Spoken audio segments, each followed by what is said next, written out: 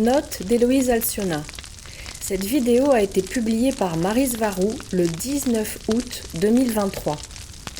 Je précise que depuis sa publication, Marie a elle-même supprimé cette vidéo de sa chaîne YouTube, probablement par prudence pour protéger sa chaîne de la censure.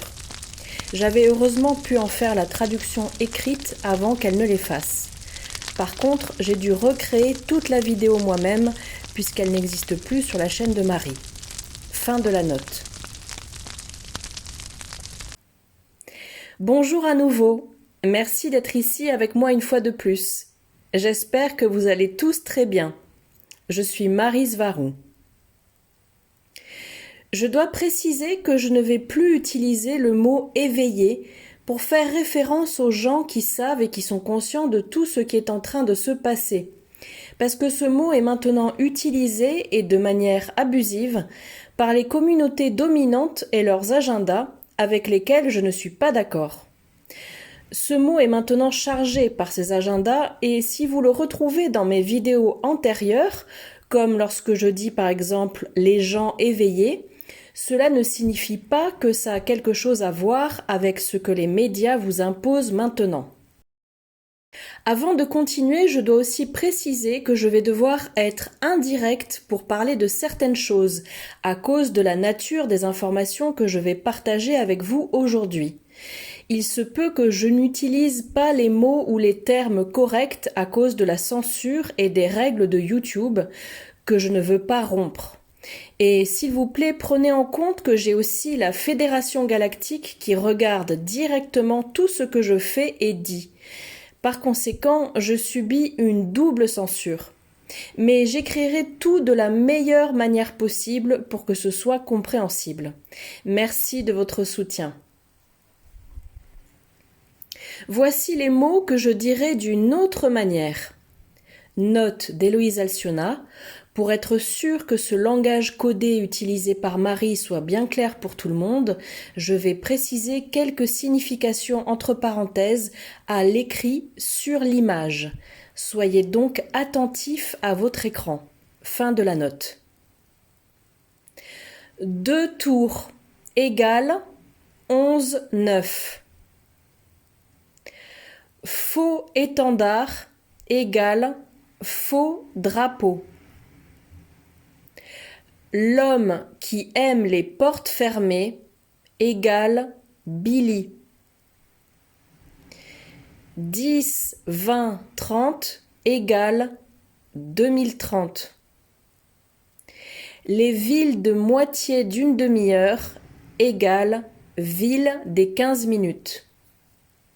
Je sais que vous comprenez mon idée, et le contexte de ce que je dis aide aussi à comprendre. Ces informations ont été fournies principalement par le Centre de collecte d'informations taïgécien, connu aussi sous le nom de CIC. Et quelques-unes de nos conclusions ont été faites aussi grâce à l'étude de métadonnées qui ont été comparées avec ce que l'on sait. Mais la plus grande partie des informations que je vais vous donner ici provient de drones taïgésiens, connus comme étant des drones sphériques de 110 cm de diamètre, qui sont toujours au-dessus de Maui en ce moment. Ces informations proviennent aussi du vol direct au-dessus de la zone opéré par 2 vaisseaux de chasse avec équipage appartenant à notre équipage du Toleka qui ont volé pour une mission de reconnaissance. Merci à Azraël de Hera d'avoir piloté le chat noir et merci à Salafaël de Hera d'avoir piloté le super fantôme. Je précise que les noms des vaisseaux ont été traduits le mieux possible et en termes humanisés. Maintenant, voici le rapport. Pour aller droit au but, ce qu'il se passe à Maui est un faux étendard aux énormes proportions. Un des plus grands qui ait eu lieu jusqu'à présent, probablement plus grand que celui des 2 tours, en termes de destructivité et de cruauté. Nous ne pouvons pas l'ignorer.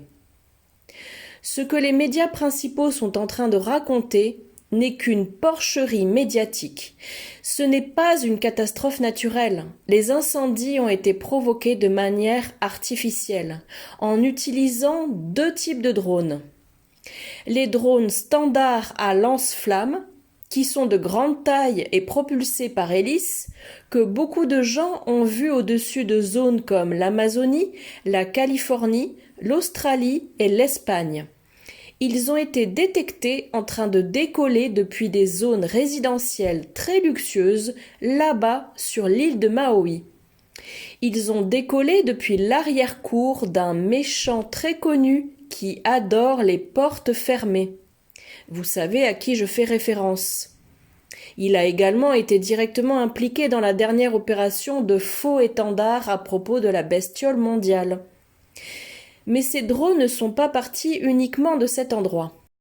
Ces drones vont ensuite là-bas avec un lance-flammes et provoquent des incendies dans tous les endroits qu'ils visent. Et ce sont essentiellement des appareils de basse technologie. Le deuxième type de drone est d'une technologie très élevée qui va au-delà de la compréhension de la majorité de la population humaine.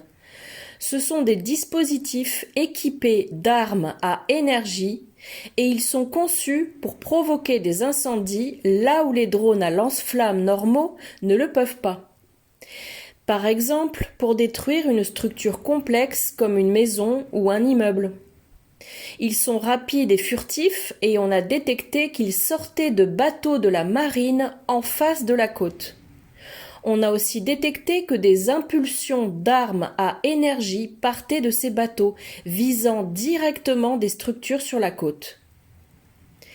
Ceci est une attaque délibérée contre le peuple d'Hawaï et l'humanité.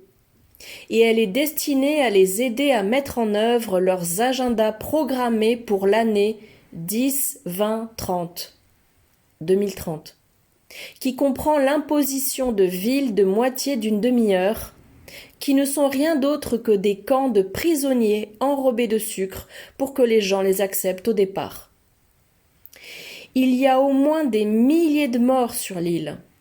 Il n'y en a pas aussi peu qui l'affirment aux informations.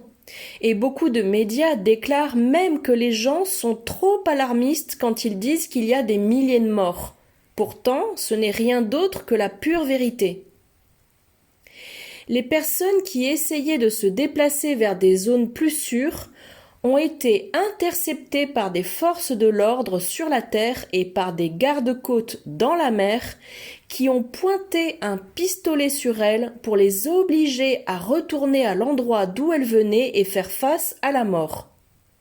Donc des milliers de personnes sont piégées aux quatre coins de l'île, entourées par les flammes.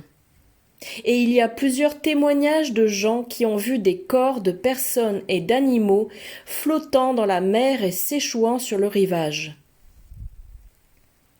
Des embarcations civiles de tout type et de toute taille provenant d'autres îles hawaïennes ont essayé d'aider la population de Maui, mais elles ont été interceptées et obligées de s'éloigner, elles aussi sous la menace d'une arme par des forces de l'ordre et par des unités de la garde côtière, ces dernières prétendant que c'était pour maintenir l'ordre et éviter les pillages.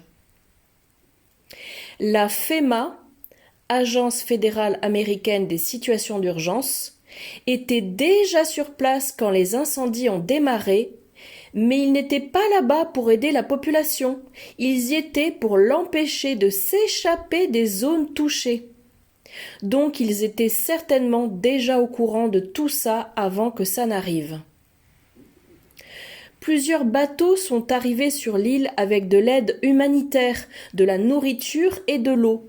Mais à nouveau, des forces de l'ordre sont arrivées pour empêcher que la population civile accède à cette aide, prétendant encore une fois que c'était pour maintenir l'ordre. Pourtant, aucune aide ne parvient dans les rares camps de réfugiés de l'île qui reçoivent des milliers de personnes, et ces dernières n'ont pas d'eau ni de nourriture depuis plusieurs jours. De plus, nos drones de 110 cm ont détecté qu'au moins plusieurs de ces bateaux contenant de l'aide humanitaire ont repris la mer peu après et qu'ils ont reçu l'ordre criminel de jeter par-dessus bord leurs précieux chargements.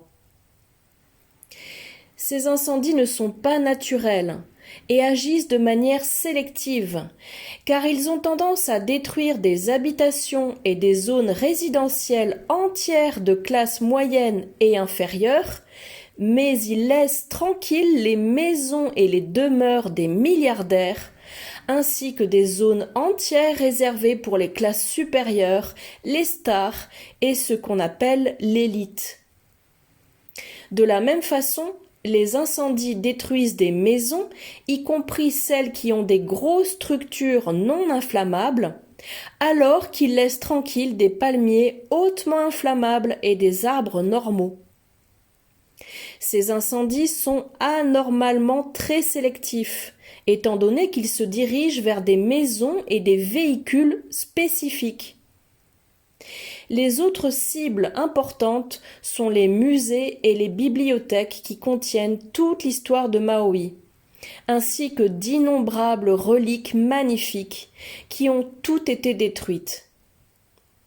Il s'agit d'une tentative claire d'effacer l'histoire culturelle de Maui, ainsi que l'infrastructure générale de l'île, pour imposer une reconstruction avec les caractéristiques des villes de moitié d'une demi-heure qu'ils veulent imposer à la population.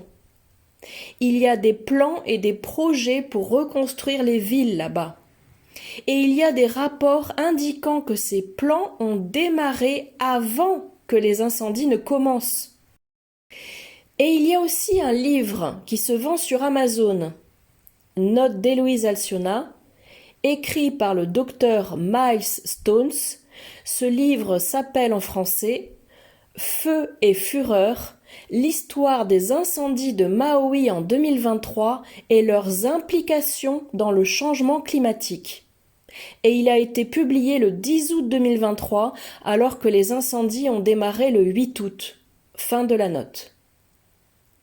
Ce livre fait un rapport sur ces incendies de Maui alors qu'il est trop tôt pour que quelque chose ait déjà été écrit et publié à ce sujet. Ça a été trop rapide. Et je sais cela aussi parce que je suis une écrivaine très rapide. Or, même pour moi, il aurait été très difficile d'écrire et de publier tout ça. Il est donc pratiquement certain de pouvoir conclure que la plus grande partie de ce livre a été écrite avant les incendies. De plus, le thème traité n'est pas axé que sur les incendies, car il soutient aussi l'idée que ces incendies sont supposés empirer le changement climatique. Tout cela est très trouble et hautement suspicieux. Cela fait des années que les locaux de l'île subissent la pression d'entreprises et d'investisseurs pour qu'ils leur vendent leurs propriétés.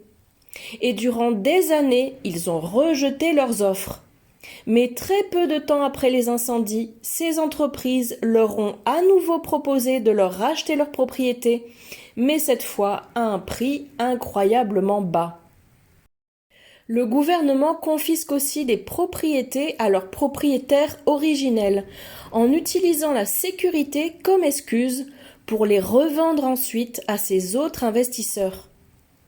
Cela présente tous les indicateurs révélant qu'il ne s'agit pas d'un événement sous vrai drapeau, si vous voyez à quoi je fais référence. C'est-à-dire que ce n'est pas un événement naturel, mais provoqué. Et seulement en observant les caractéristiques, on peut conclure que ça a été clairement perpétué par le même groupe malveillant qui a fait cela dans le monde entier.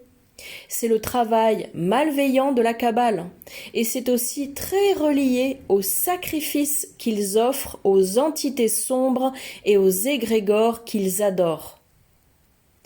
La destruction de la nature est immense et tout simplement horrible, ainsi que la souffrance non seulement de la population humaine, mais aussi des nombreux animaux de compagnie, des animaux sauvages et des plantes.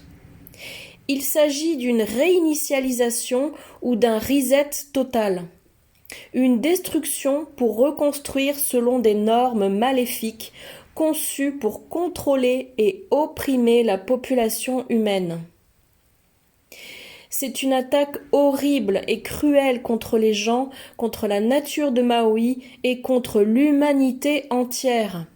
Et c'est une illustration parfaite de la permissivité cruelle de la Fédération galactique qui ne fait rien à propos de ces événements et qui savait clairement à l'avance que cela arriverait. Des événements qui ont peu ou rien à voir avec la volonté des âmes d'avoir une expérience d'apprentissage, mais beaucoup plus à voir avec le fait de nourrir les égrégores négatifs, les démons et les diables du bas astral que vénère la Kabbale qui contrôle la Terre. J'envoie tout mon amour aux gens et aux animaux de Maui à Hawaï. Prenez soin de vous. Avec beaucoup d'affection, votre amie, Maryse Varou.